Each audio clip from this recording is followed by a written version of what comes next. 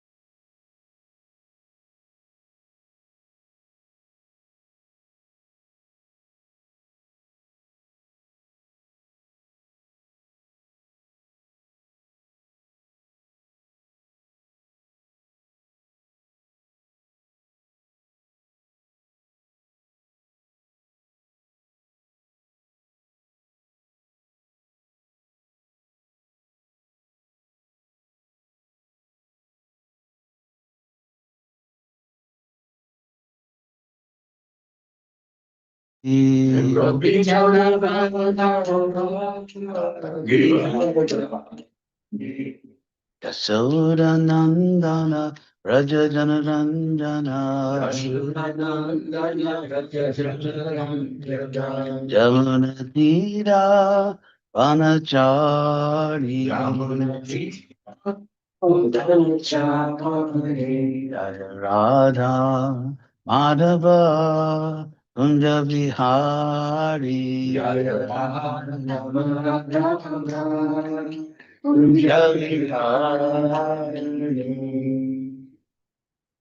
Hare Krishna. So, Srimad Bhagavatam. Om Namo Bhagavate Vasudevaya. Om Namo Bhagavate Vasudevaya. Om Namo Bhagavate Vasudevaya. Om Namo Bhagavate Vasudevaya. Om Namo Bhagavate Vasudevaya.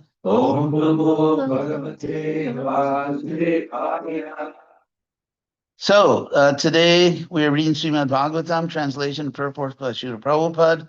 We are on Canto 7, Chapter 1, Text 5.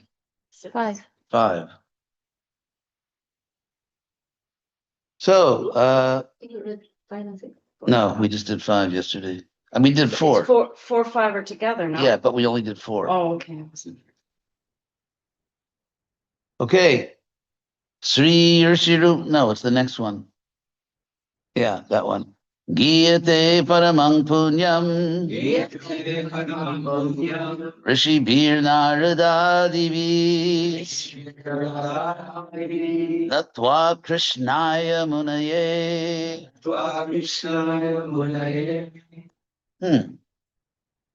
Katayishe Hare Katham Giyate paramang punyam Rishi Bir Narada Divi Natva Krishnaya Munaye Katayishe Hare Katham. So let's see what these words mean. Giyate. Giyate means is sung. It's the passive form of the verb. Is sung. Paramang punyam, the supremely pure or purifying. Let's just read Prabhupada's purport. The great sage H.D.Goswami said, "My dear king, you have put before me an excellent question." This is the verse we did yesterday. Discourses concerning the activities of the Lord, in which the glories of his devotees are also found, are extremely pleasing to devotees. Such wonderful topics always counteract the miseries of the materialistic way of life. So now this is the verse that we just chanted. Therefore, great sages like Narada always speak upon Srimad Bhagavatam because it gives one the facility to hear and chant about the wonderful activities of the Lord.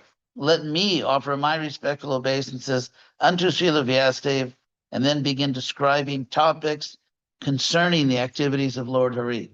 So this is Prabhupada's purport. In this verse, Shukadeva Goswami offers his respectful obeisances, Krishnaya Munaye, which means unto Krishna Dvaipayana Vyasa. One must first offer one's respectful obeisances to one's spiritual master.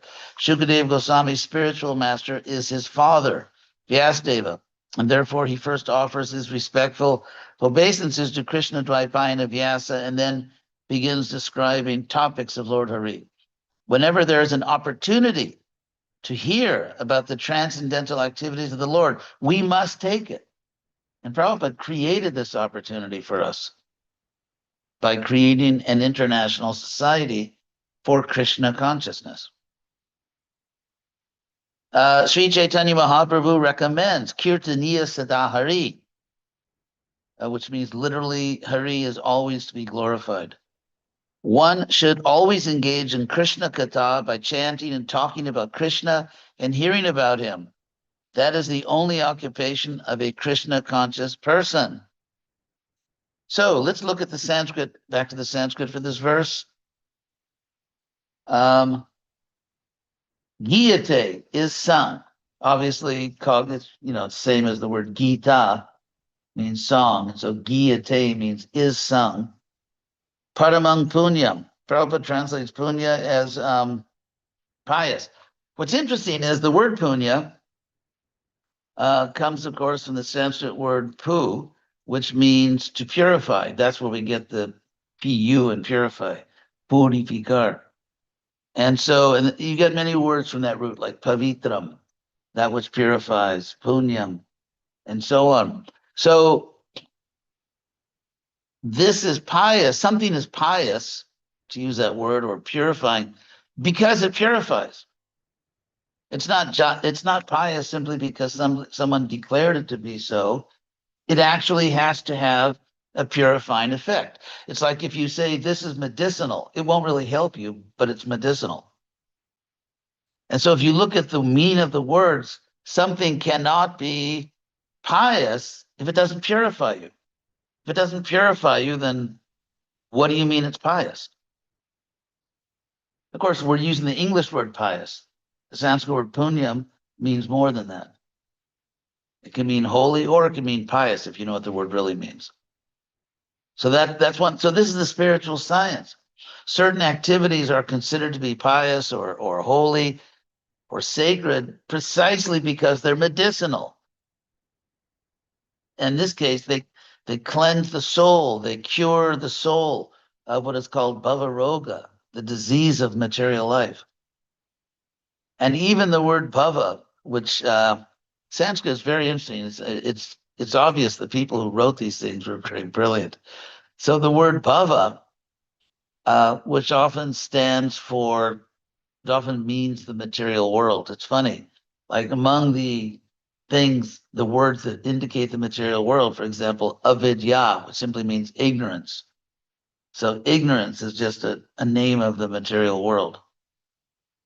And bhava. So why does bhava come to mean the material world? As here. And it's a common word for the material world because it comes from the root bhu, bhu, and which means to be, but also to become, to come to be. And so therefore, this is the world of becoming. And as Krishna explains in the Bhagavad Gita, oh my God, asato, oh my God, I can't believe it. Nasato vidyate. Nasato, yeah, nasato vidyate bhavo. Of that which is asat, there is no abhava, there's no non-existence. If something exists, it never doesn't exist. That's what Krishna is saying. Nasato vidyate bhavo, na bhavo vidyate sataha, and there is no non-existence. Wait, nasato vidyate bhavo. Oh, I'm sorry. There is no real existence of that which is asat. If something is asat, temporary, it doesn't have real existence. To give an example, well, take this chair. Everything in this room, by the way, is for sale. I'm just kidding. So if you so literally take this chair. So if you consider this chair, I mean, obviously the energy, which is this now in the form of a chair, that's eternal. Krishna says in the Bhagavad Gita, chapter 13, this is ontology we're doing, by the way, in the realm of philosophy. This is ontology, the philosophy of existence. What exists? How does it exist? So Krishna says in chapter 13, Prakriting Purusham Chaiva, which means indeed both Prakriti, which is material nature, and the Purusha, the soul. Prakriting Purusham Chaiva Vidhi, know. From the root vid, you get Veda. So vidhi means know. It's the command to know, like tad vidhi prani. So know that both Prakriti and Purusha, anadi, are beginningless. They've always existed. Vikarans cha, gunans chaiva, vidhi prakriti sambhavam. What comes into existence and therefore goes out of existence is vikara, a particular transformation of prakriti. So if you take matter, you can transform it into what we call a chair. And because you've transformed it in this way, I mean, you're a builder, so you understand these things. That's what you do all day. You transform things. So when you transform it in a particular way, it takes on a certain quality. For example, I don't recommend that anyone sit on, that camera for obvious reasons. So because that camera, or that, to use a really good Sanskrit word in English, that tripod. So that's pure Sanskrit, tripod.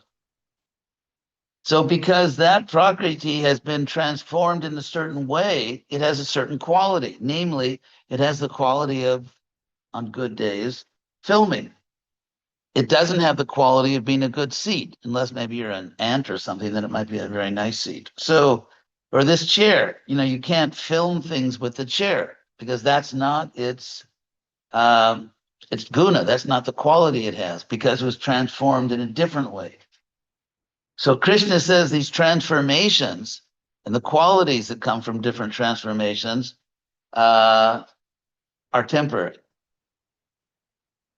because they just arise out of Prakriti. But the Prakriti itself, the fundamental material energy, has always existed and always will exist.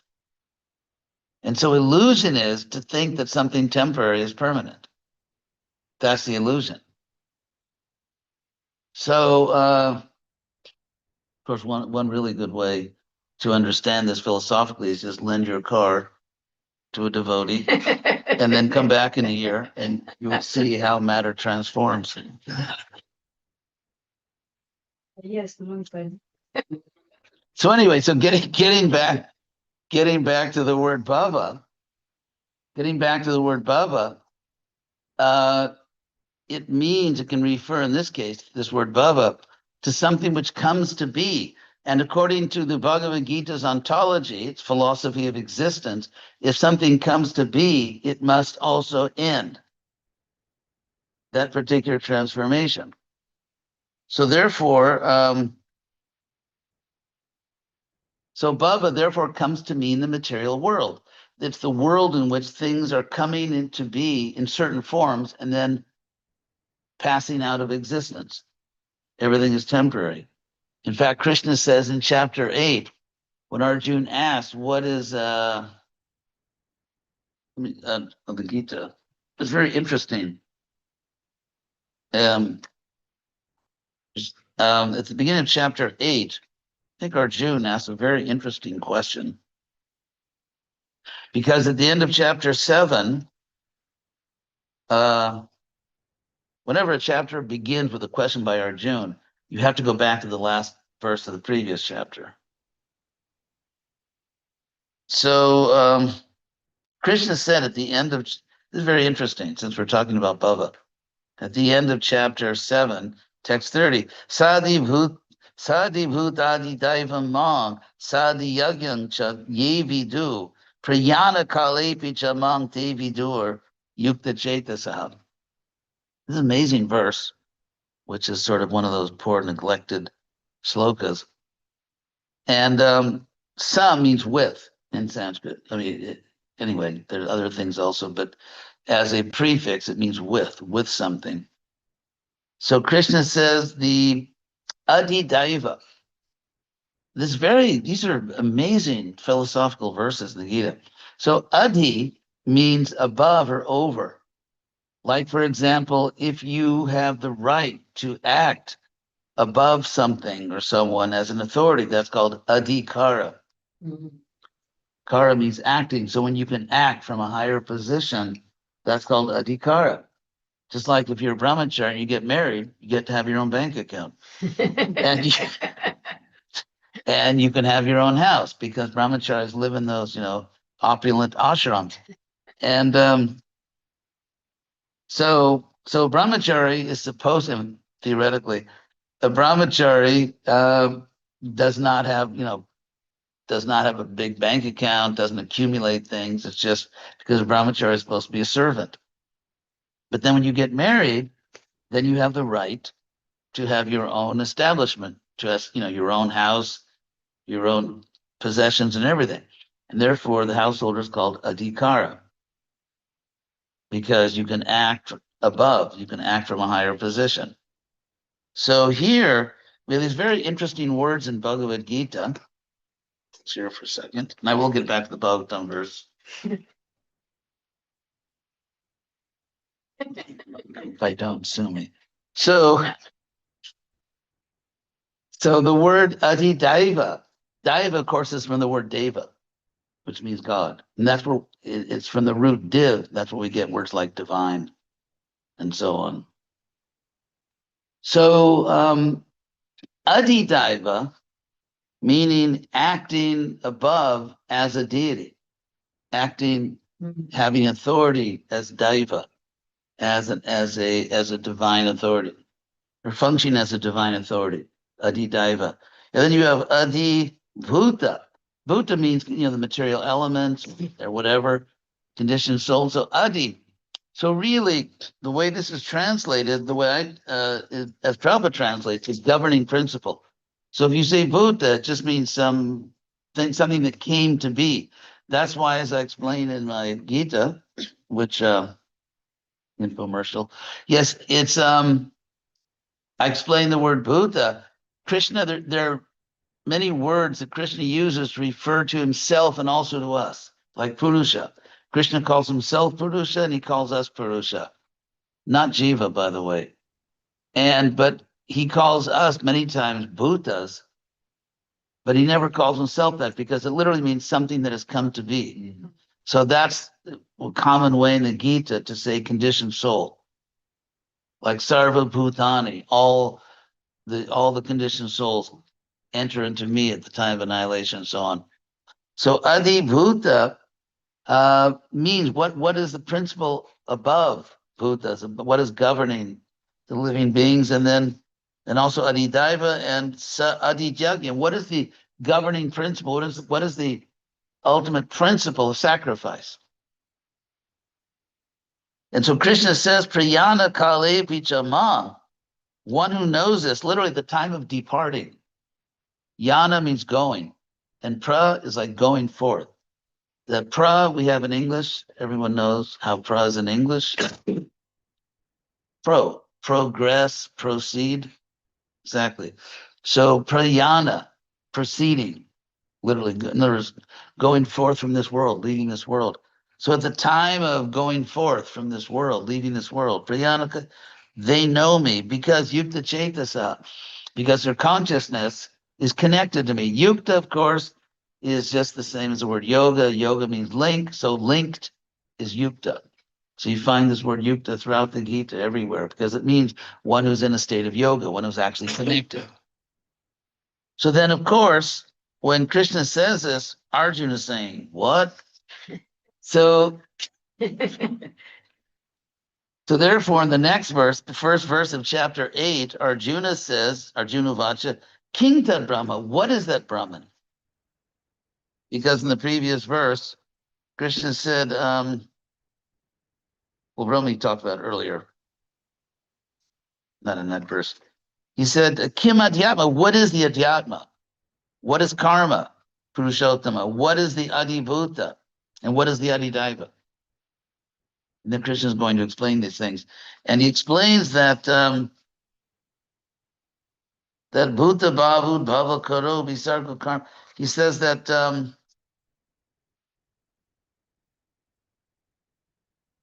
Aksharam Brahma Paramam Subhava. Oh, yes. So in chapter 4, he says he defines what Adibhuta is. He says the Adibhuta, or the governing principle of conditioned souls or of just conditioned life, is a perishing nature.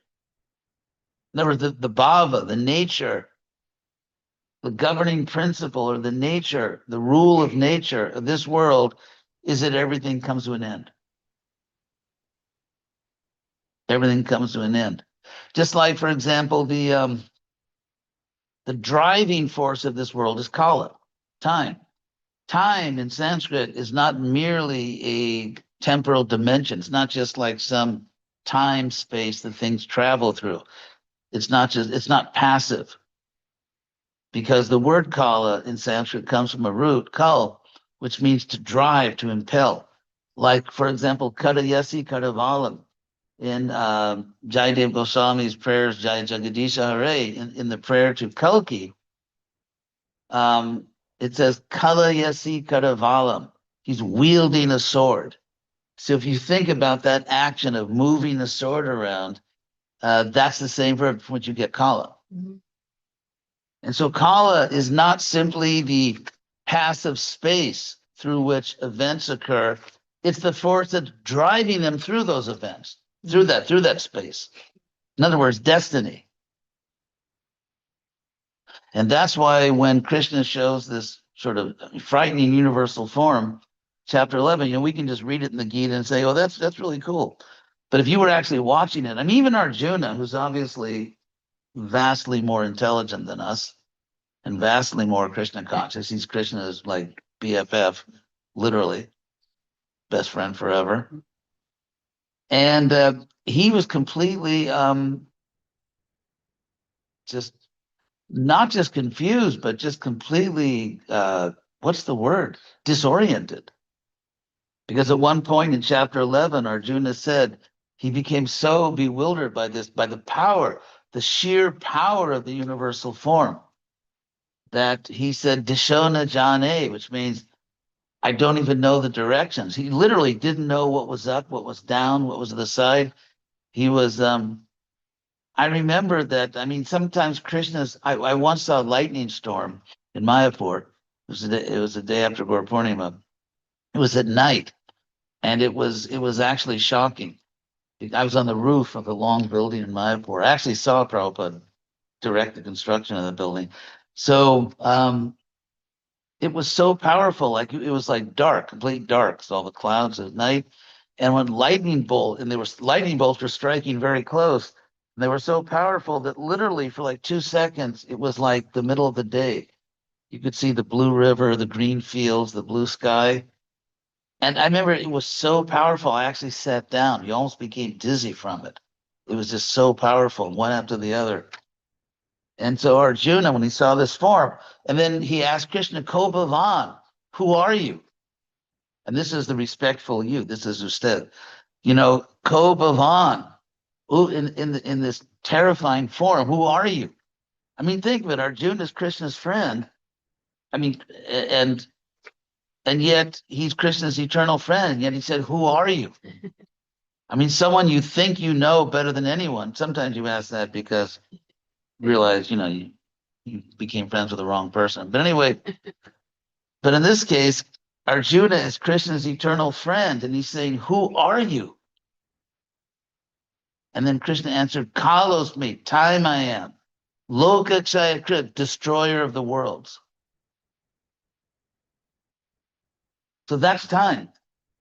And by the way, just one last point in time, then we'll get back to this verse, but what I know is that the Vedas, Prabhupada used to quote Sa Aikshata, literally he glanced, he looked.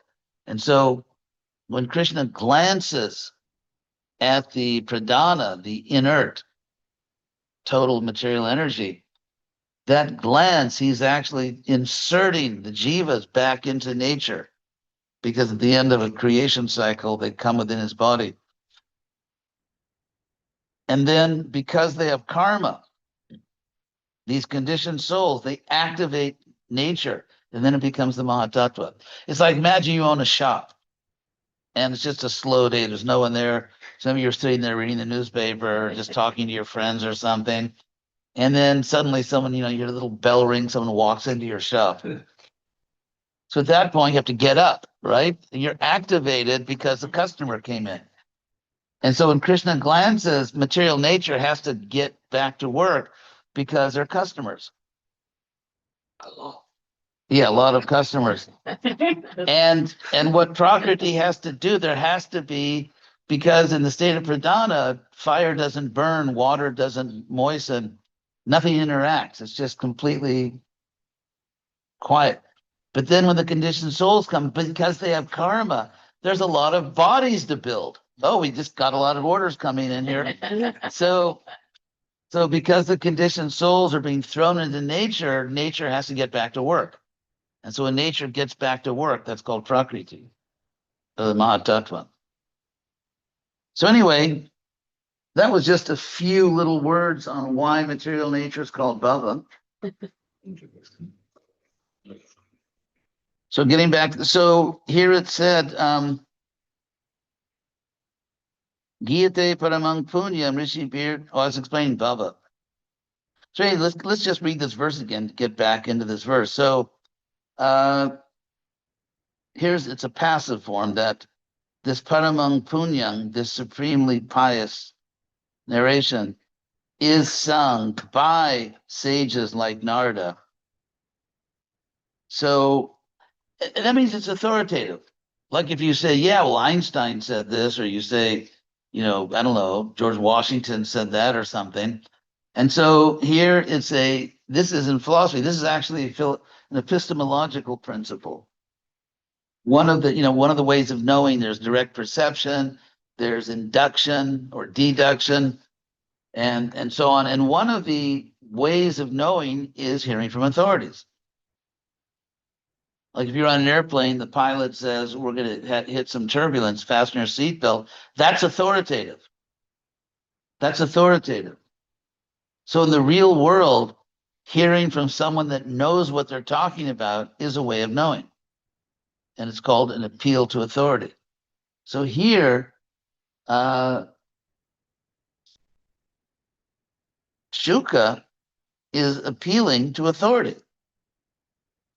He's appealing to the authority, first of all, of his grand guru, because his father, who taught him, is Vyasa, but Vyasa's guru is Narada. So first he appeals to his father's guru, and then he appeals to his father to verify what he's saying. This is parampara in action. Giyate paramang punyam. And this is supremely purifying. Supremely purifying. So if you have common sense and are tired of, hitting your head against the Mahatattva wall and would actually like to be happy, then you have to listen very carefully to this. So Giyate paramang punya, that is supremely purifying, pious, and it is sung or chanted by sages like Narada. So therefore, natwa. Natwa is just the indeclinable participle, right? Of the verb like namaha, right? The overeater in me bows to the overeater in you. So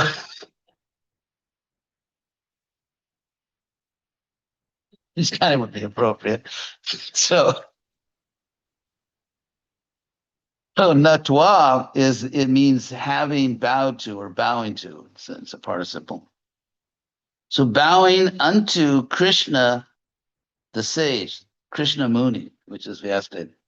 What's interesting, and I think this really shows Krishna's very fascinating personality. By his arrangement, there's all these other people called Krishna, which I think is just Krishna having fun. For example, Arjuna is sometimes called Krishna, and Draupadi is Krishna, and Vyasa is Krishna. So, like, is there anyone here that's not called Krishna? So to me, it just shows Krishna is just jovial. He has all these devotees also named Krishna. So Krishna to the Muni, and then Kata Yishe.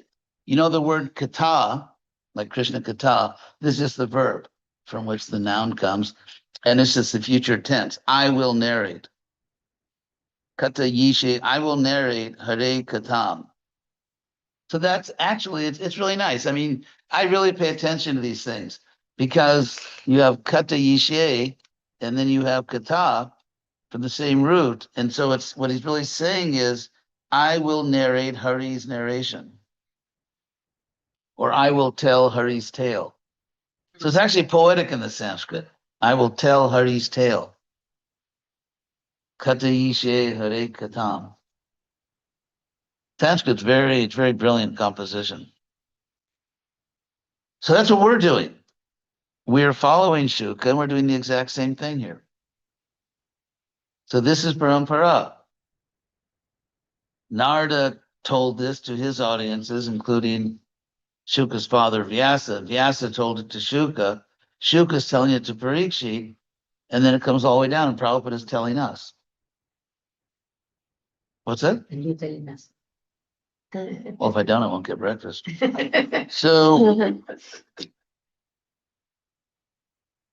So actually, we're not only hearing about parampara, we're actually in the parampara. We are actually right now, at this very moment, we are participating in the parampara. This is a parampara experience.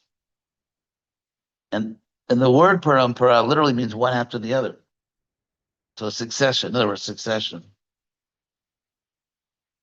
So, any questions on these points? Yes.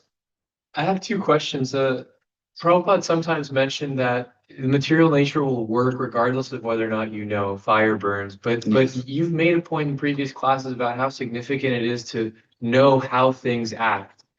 So in this regard, punya, why is it different? And why does the material world act regardless of our knowledge, but then spiritual activities require a degree of our knowledge to get the... Very simple, because our relationship with Prakriti, with nature, is interactive.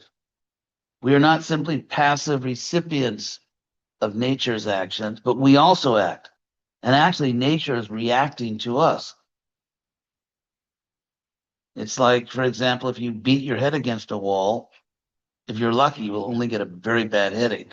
You don't kill yourself. So it's interactive. That's the whole reason it's created. The material world is created so that we can engage in interactive experiences.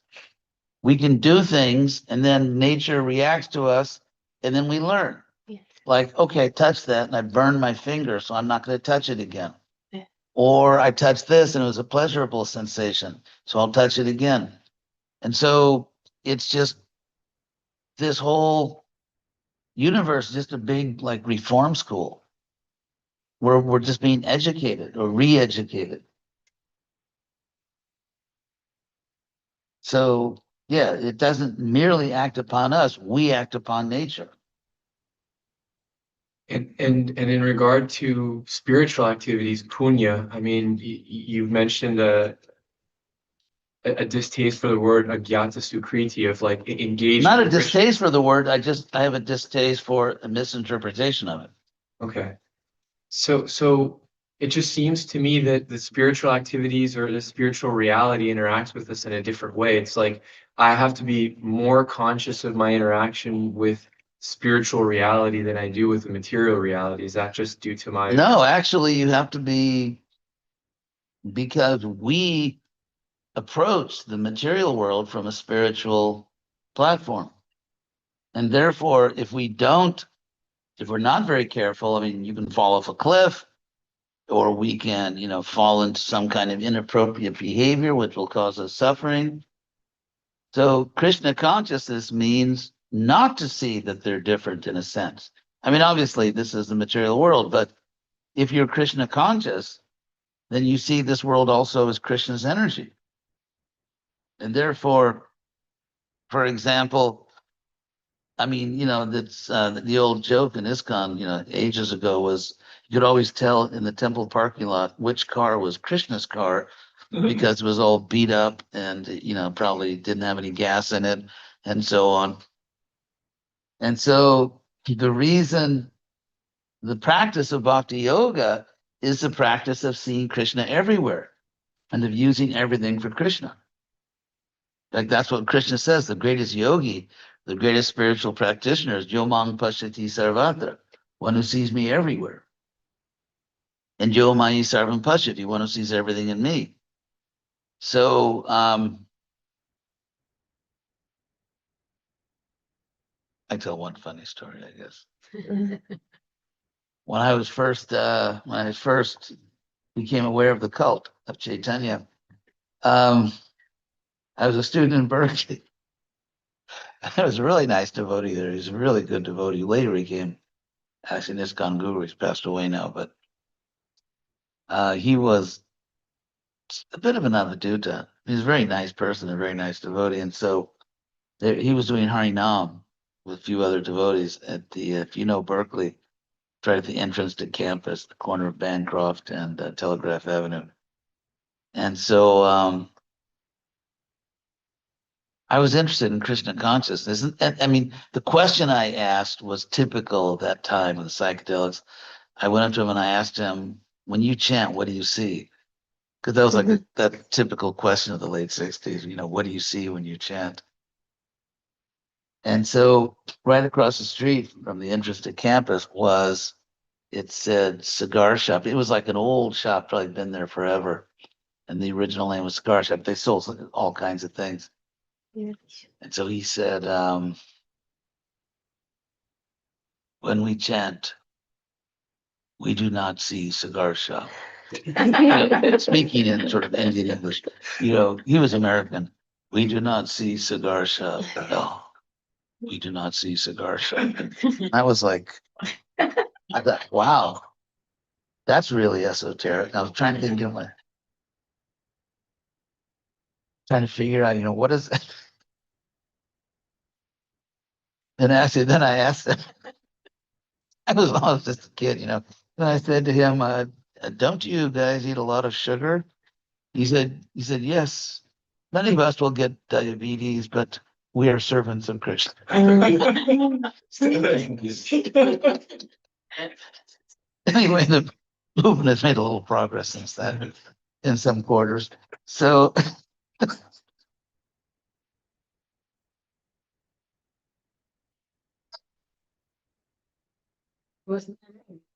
No, it is not wrong.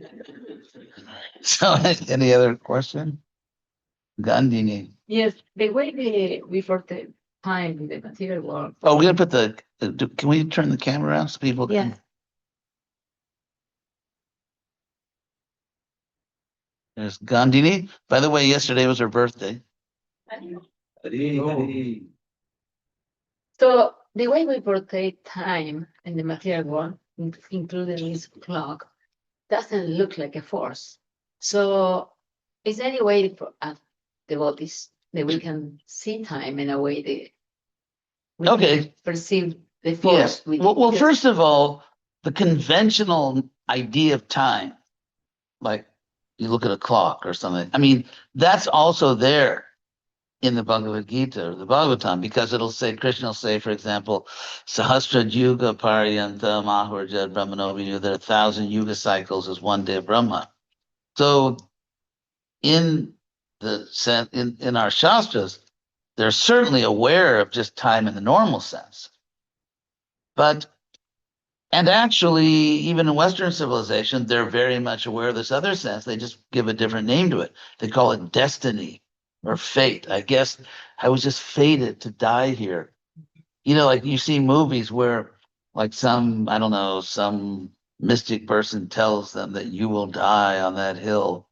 And then the person does everything, you know, they fly to the other side of the world, but then somehow they see these unstoppable circumstances and they're being brought back.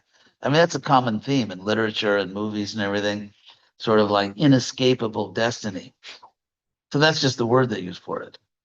Fate, destiny. It's just Sanskrit uses the word kala. Okay. Thanks. Yes, On the question of we miss you. but you talked about the car, you know, the typical like beat up cars, the Audi car. That's indicative of a particular mindset. And if I'm right to say that there's a little bit of impersonalist, you know, Mayavadi tendency among, you know, the first and second generation of devotees to precisely kind of reject the material world as Oh, no. illusory. Boomer bashing. Go ahead. I was wondering if you could speak on that, you know, the connection between devotees not. Well, back then, maybe we didn't trash everything. But even today, like with Western culture, I like think one of the differences today is that number one, all the devotees aren't just young people. I mean, we actually have this really nice paraphernalia we didn't have back then called a prefrontal cortex. You know, it's like this new paraphernalia we now have in this where, you know, it's the part of the brain that actually makes you aware of consequences.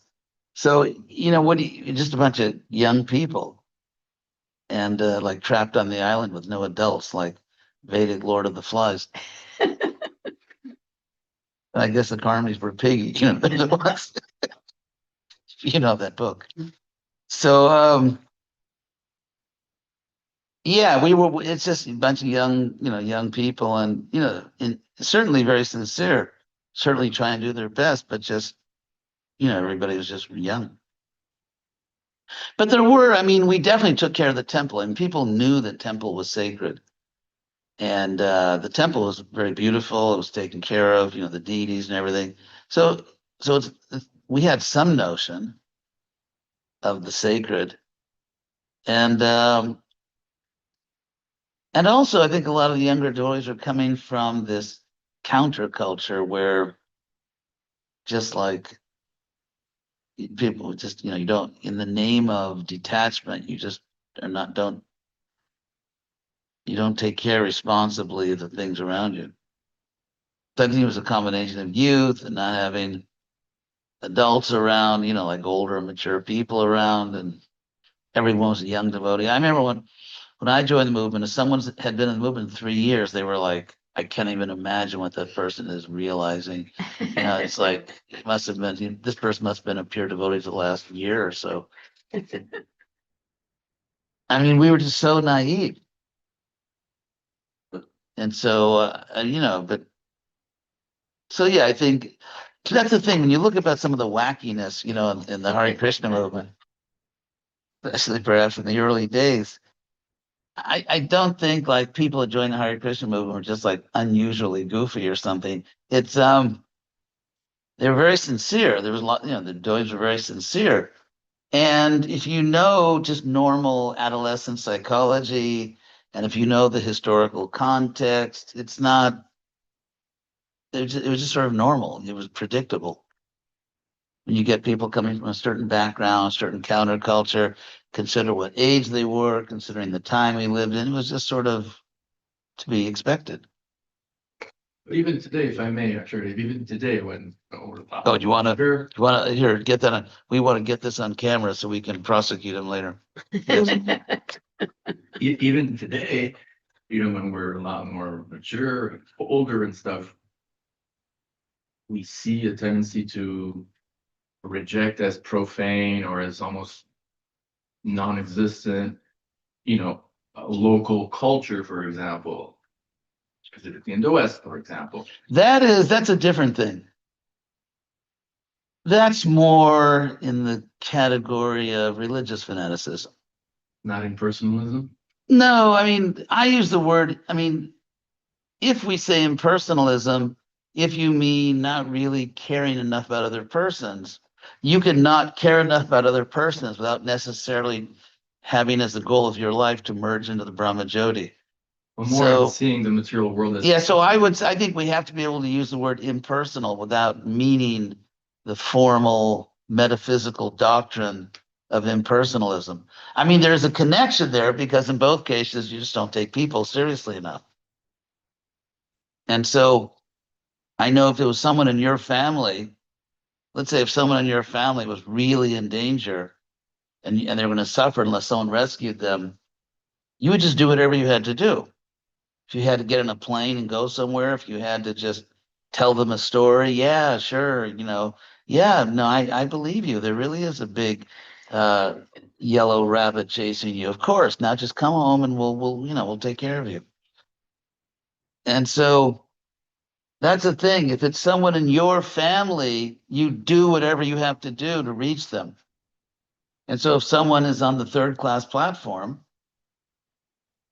or, Kanishta, or just has not really developed enough higher consciousness and they don't see other people as their family.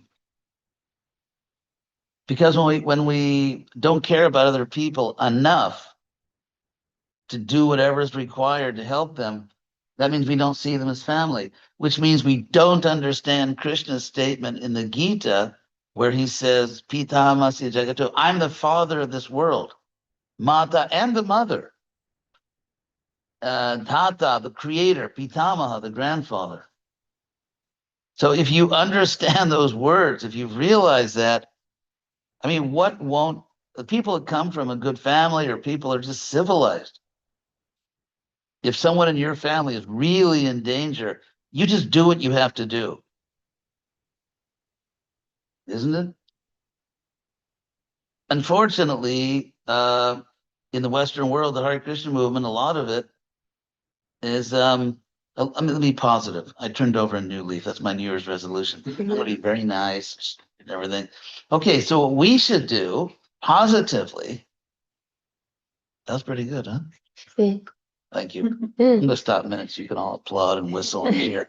So what we need to do positively is either realize it, or if you haven't realized it, just, take it on faith or something, that Krishna really is the father of the universe.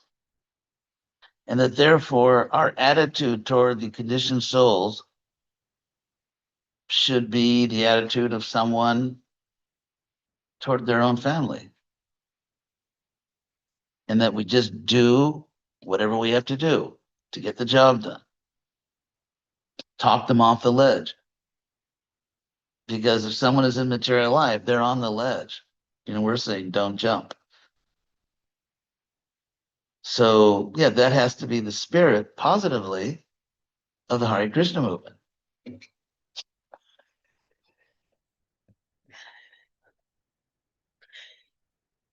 Brahma Satyam Jagat Mithya, the material world is illusory.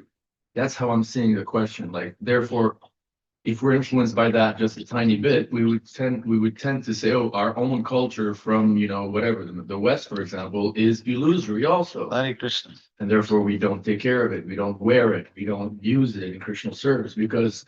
Yeah, no, that's true. That's true. The impersonalists just see this world, it's not really there. So why dust off a hallucination?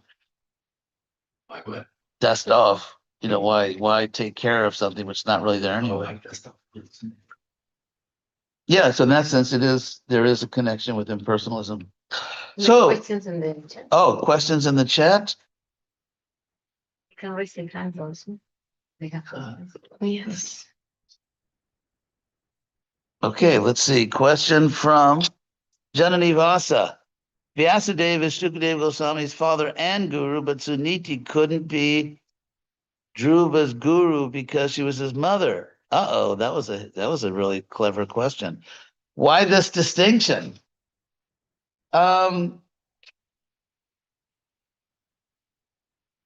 Actually,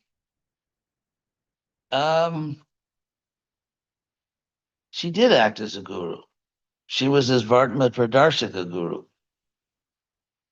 And she, set him on the path. So Prabhupada said she couldn't be his guru because she was his mother, but so within a particular culture, that may be the case. It's not in the Bhagavatam. Bhagavatam doesn't say that Dhruva didn't accept his mother as a guru because she was his mother. And so Prabhupada tells us that, there are different ways we can take statements of Prabhupada. We can take them as applying in certain times and places. And there are many statements Prabhupada makes like that. For example, he says in a Gita purport that the hottest months of the year are May and June, which is true where Prabhupada lived in North India. Yeah, on the west coast of the United States, the hottest months are August and September, which you can fact check me on that one. And in the southern hemisphere, it's very different. Yeah, so I'm not aware of any scriptural statement that says a mother can never become her son's guru or her daughter's guru. And so therefore, Prabhupada said that. So we don't reject what Prabhupada said, but we try to contextualize it. In what context might this be the case? It might be that so anyway, I don't want to mention, just go on because we can give many, many examples where Prabhupada says something and grammatically, it appears to be just a general rule. But in fact, it's not a general rule. For example, Prabhupada said women or girls should just be taught like, housekeeping and cooking and things. And he doesn't say some women, he just says women. But then in other places, he says women should get PhDs in universities and become university professors, which is hard, kind of, if you're barefoot and down on the farm. So if we look at Prabhupada's statements intelligently and not childishly or fanatically, then the fact that Prabhupada says something which grammatically sounds like a universal, there's no qualifier, there's nothing which limits or qualifies the statement. But then you have to look at other statements, and it becomes clear that that statement is conditional. It's true under certain conditions, but not others. Fantastic point. Hay otra pregunta. Oh, another question. I missed the point you made about kirtan at the beginning of class. Could you repeat that for me? If I remembered it, I would. So you can go back and listen. We're recording this. So sorry.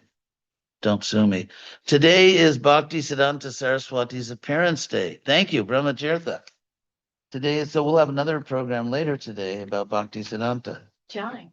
What time? Yeah, thank you very much for that information, Brahmatirtha. Bhakti Siddhanta was highly educated. It's a very good day for the Bhaktivedanta Institute because he was obviously, brilliant, highly educated, pure devotee.